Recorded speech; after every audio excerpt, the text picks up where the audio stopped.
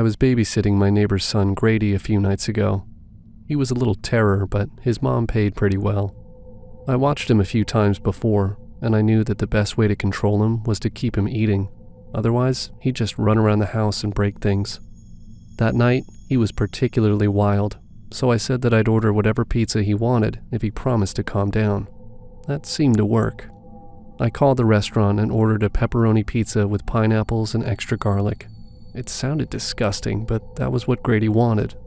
The man who took my order seemed pretty normal at first, but when I told him what toppings I wanted, he gasped and wouldn't say anything for a long time. Then his voice got all shaky, and he asked if there was anything else I needed. I finished the order and hung up. The guy had given me the creeps, but I quickly forgot about it and went back to watching Grady. We waited about 20 minutes until the delivery guy arrived. I opened the door and saw a middle-aged man holding the pizza. He looked too old to be a delivery guy, but he was wearing the uniform. When he said hello, I recognized his voice from the phone. I reached for the pizza, but he pulled it away. He asked if I was home alone tonight. I told him that the house was filled with people. I grabbed the pizza and basically threw the money at him. Then I closed the door. As we were eating, Grady asked me why I was so upset. I guess I had a panicked look on my face. I told him that there wasn't anything to worry about, but then I heard the floorboards creak from the other room. It sounded like the delivery man had snuck inside the house. I grabbed Grady's hand and led him into the downstairs bathroom. Then I told him to lock the door behind me and wait there until I said he could come out. He didn't seem nervous. In fact, all he cared about was getting more pizza. I left him in the bathroom, hoping that the lock on the door would keep him safe, and then I went to grab my phone. I walked through the hallway and living room, looking around for signs of anyone. The whole house was completely quiet. When I got to the sofa, my phone was no longer there. I knew that there was a landline in Grady's mom's office, so that was my only option. I walked as quietly as I could. I pushed open the office door, careful not to make a sound, and saw the house phone sitting on a desk. I ran to it, but someone jumped at me from the side. The intruder had been hiding in the office, waiting for me to enter. I was shoved onto the floor, my head slamming against the side of a desk. I felt a foot press against my neck. The pizza delivery man was standing over me. "Where is he?" the man screamed. I tried to answer, but no sound came out. I couldn't breathe. He raised his foot off my neck. "Let us go," I said. "Please." He kicked me in the side. "Where's Grady? I want my son back." "Are you Grady's father?" He kicked me again. "Yes, where is he?" Grady's mom was divorced. All I knew about her ex-husband was that he was in jail for some violent crime, and she and her son had cut all contact and moved to a new town. I guess he had gotten released and ended up working some minimum wage delivery job in the same town. When he recognized his son's very specific pizza order, he was finally able to track them down. I didn't know much about this man, but I knew that I needed to keep him away from Grady. I lied and told him that Grady was asleep upstairs in his room. He kicked me once more and left. I waited on the floor until I could hear the man walking up the stairs. Then I jumped up and ran to the bathroom where I'd left Grady. The door was open and he wasn't there. I was terrified that his father had already taken him. I looked through the hallway and the living room. Then I found Grady in the kitchen. He had snuck there to get more pizza. I wanted to scream at him for leaving the bathroom, but we didn't have time. I grabbed him and ran out the door. By then, his father had heard us. He was running down the stairs screaming. I slammed the front door, led Grady to my car, and then drove straight to the police station. As we left, the man stood in front of the house and screamed that he wouldn't stop until he found us. Grady's mom met us at the police station. By then, we told the police everything that happened. They'd already sent officers to the house, but the man was gone. Grady didn't seem too scared. He just complained about not being able to finish his pizza. His mom, though, she got a really sad look on her face. "He found us," was all she said. They moved away after that. The police never caught the father. And as for me, that was the very last time I agreed to babysit anyone. Shortly after I turned 18, my parents kicked me out of the house. It wasn't surprising since we've never had a good relationship, but the stress from not having a home anymore was scary, especially because I was a woman facing being homeless on the streets. I ended up crashing on my best friend's sofa until she left for college, and I had enough to get a crappy apartment. And crappy is too nice of a word for the place I was renting, but at the time, it was the only place I could afford, and since I worked 2 jobs to afford it, it wasn't like I was home often anyway. Anyway, like I said, I worked 2 jobs full-time to support myself, but I never had anything left over after my bills were paid. So when my best friend sent me a food delivery gift card for my 19th birthday, I was ecstatic. I was used to ramen or boxed mac and cheese, so to be able to have takeout after over a year was more than I could ask for. My best friend was struggling at the time too, being a college kid and all, so the gift card was only $25, but for that, I was still able to order a basic combo meal at a burger shop. I saved it for my birthday dinner, and remember feeling so embarrassed that I couldn't afford to tip high.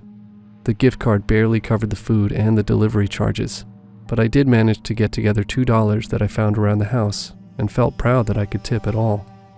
The doorbell rang not long after I found the dollars, and when I answered the door, there was an older man who was frowning hard. He didn't say anything to me, but held out my bag of food. I reached out to grab the food from him, but he quickly pulled it out of my reach and asked angrily why there wasn't a tip added to the order. I felt so embarrassed at his words and shyly held out the crumpled $2, which he took, but not before laughing. He practically shoved the bag of food in my hands before he went off about how poor I have to be that I can't afford to leave a decent tip, how people without money shouldn't order out, how bad of a person I was for not giving him a proper tip for all the hard work he did. It went on, and after a couple of minutes of hearing the man yell, in which he kept stepping closer and closer to me, I gathered the courage to say a quick, "I'm sorry," and closed the door on him. Right when I turned my lock, the knob of the door started turning. He was trying to get into my apartment. I backed up away from the door as he knocked at first, but his careful knocking started to turn into banging on my door as he tried to turn the handle. All the while, the man screamed he wanted me to add a tip to the online order, otherwise he wasn't leaving. I was 19, alone, and didn't have anyone to call other than my best friend, who was at college out of state. I knew if I called my dad, he would just hang up, and I was too scared to call the police and bother them when it was over something as stupid as a tip. I already felt bad that I couldn't give the man more than $2, so even scared, I felt like it was my fault. Eventually, my neighbors across from me opened the door and told the delivery man that she called the police and they were on their way. The man banged on my door a final time and called me a name I would rather not repeat, then left. I was shaking and crying uncontrollably that I didn't hear a word my neighbor was saying behind my door until I heard sirens. After talking me down, my neighbor convinced me to let the police, who she had in fact called, into my apartment and held my hand in encouragement as I told the police what happened. They took my report and helped me call the food delivery app to explain the situation, and they assured me that man would be banned from using the app in the future. But all I could think about was that, because of me, this man, who now knew where I lived, couldn't work. He was going to lose his job because of me, and he knew where I lived. I ended up breaking my lease and staying in the local shelter for a couple of months until I could afford a deposit on another place. I don't order food through apps anymore.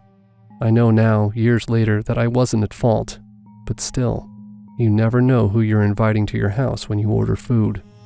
They can be a nice person, like my neighbor who helped me, or they can be a raving maniac that now has your address if anything bad were to happen. When I graduated from high school, I made an agreement with my parents that since I wasn't going to college, that I didn't want to spend all summer working full-time. Instead, I opted to do DoorDash for some extra cash and to put money back for when I left, or just for my own smaller bills. On Friday, I decided to schedule myself to deliver since my plans had fallen through earlier that day, and it beat just sitting in my bedroom. I scheduled my shift to start at 1 p.m. and set the location to be towards the downtown portion of my city. I figured things would be fine, considering it's well lit and it's always busy. I didn't take into consideration just how dangerous people could be, even in seemingly innocent places. The first half of my deliveries went smoothly enough. The tips were good and the customers were nice enough. Around 8 p.m., I felt myself getting sleepy and decided that after one more delivery, I would call it a night. I crossed my fingers and hoped for the best. It took a few minutes for my phone to ping with a notification, and I saw that the guaranteed pay was $50. Of course, I did a double take and hesitated, waiting for the miles to load. I thought for sure that with a payout like that, I would end up driving several miles out of my radius, but it was a pleasant surprise to see that it was less than 18 miles, and it was headed back towards where I was staying, so it wouldn't put me too far out gas-wise. I clicked accept and went for it with nothing to lose. As I navigated my CRV through downtown, I ended up at a little hole-in-the-wall Mediterranean restaurant where I picked up a fair-sized order. It came in 2 plastic bags with 1 large drink. I made sure to handle everything carefully as I placed it in the passenger seat and set off once again. My GPS was taking me through the winding city streets. As I was driving, I examined the older-styled houses. Soon enough, I turned my car into an older portion of the city. It wasn't the greatest crime-wise, and often on the weekends, it would get rowdy enough. There were 2 sides to this portion of the neighborhood. On one side, you had the large-style historic Victorian houses, and on the other, ramshackle homes that looked like they could fall apart if the wind blew the right way. As I watched my GPS tick down the miles, it brought me to a home that I couldn't tell fell into which category. It seemed like a combination of both. It looked like a large home that had maybe been used as an apartment previously, with steps leading up the side to another door that was on the top floor. I parked my car and kept my headlights on, because even though the street lamps were there, it was still darker than I liked. Double-checking the delivery address against what was on the home's gate, I saw it matched and went around to grab the food and made my way to the door. I got closer to the door and something just didn't feel right, even as I walked up. As I went to knock, the door flew open, and on the other side was a girl who couldn't have been much older than me. Unfortunately for me, I was involved in a new beta testing project that DoorDash was doing that made it to where I could accept cash and give change. I opted in just to see what it was about, but right then I was kicking myself, thinking how incredibly stupid the idea was. I tried not to let my poker face falter. Behind the girl, the house was dark. There wasn't a singular light on that I could see. There wasn't even a glow from the television in the living room. Besides that, the girl herself was strange. She seemed stiff. It was like she was a marionette puppet or something. She stood there for a few seconds, looking me over, and didn't say a word. I cleared my throat and announced her total, creeped out by the silent act. When I looked at her, I noticed a hint of something in her eyes. It looked a lot like fear. I reached out to hand her the food and take the money, but when I did, her hand shot out and grabbed at my wrist like it was her only lifeline. I was startled, but I didn't make any sudden movements, and instead trailed my eyes to her hands. I noticed that on her wrist she had bruises, and 2 of her nails were broken off. Now, when I say nails, I do not mean acrylics. I'm talking her original nails were gone, and in their place, a bloody pink spot where tender flesh was poking through. I looked up at her once again, and about that time the door opened all the way, revealing a man. Not just a man, a beast of a man. He was at least 6'5" and was built like a quarterback. It was a giant contrast to the small woman who was in front of me. I stared blankly at them both, and he grinned, revealing yellow teeth. He made up some excuse about leaving the money inside and invited me in to get it with them. Something in my gut told me to stay where I was, and I declined, opting to explain that I needed to stay outside since it was against the rules to enter the home. I waited for them both to turn away, but it was just him. As he skulked away, the girl stared at me, and I heard her faintly start to mumble. I looked around behind her, and the other thing that stood out was that there was simply nothing inside the home. It was pitch black, and the only thing I could make out was what looked like a mattress on the floor. I had questioned where this man went to get the money, but the girl broke my train of thought. I could barely make out her whispers, but I heard her clearly tell me to run. I paused, trying to take in what she said, and she stared me down with this cold look and snatched my hand from my side and placed something in my palm before closing my fist around it and dropping my hand. Around that time, he appeared. He started to make up an excuse that he couldn't find his wallet, and for me to come in because he felt bad, making me stand outside, and I caught a glimpse of the girl who briefly shook her head side to side. She was telling me not to. Quickly, I smiled and told him not to worry about it. I said to consider it a good deed, and I started to step backwards until I was a safe enough distance to get in my car and drive a short distance up the road. For good measure, I took a screenshot of the address. I pulled my car along the curb a few houses up, so I was out of sight, and it was only then that I uncurled my hand, and I nearly threw up. The 2 nails that were missing from her fingers were now in my hands, tinged with dried blood. I started to feel my breathing coming in gasps. I shook my hand out into the cup holder and picked up the phone. Frantically, I logged out of my delivery app and called the police. The officer was nice enough to meet me at the corner of the street where I parked, and even he was shocked when I showed him what the woman put in my hands. However, it wasn't until an elderly woman came out of her house beside us that we had more confirmation that something was wrong. When the officer asked about the house, she looked at us both confused and explained that the house had been abandoned for a while and nobody had lived there for years. Things started to register for the officer, who called for backup. The officer took my information down and told me that I was free to go, and he would call if I was needed. The elderly woman, also with her interest piqued, watched as he got in his cruiser and headed to the home. When she saw me hesitating, she invited me inside for a bit to explain to her what happened. Honestly, I think she was just as nosy as I was, because by then, I was invested.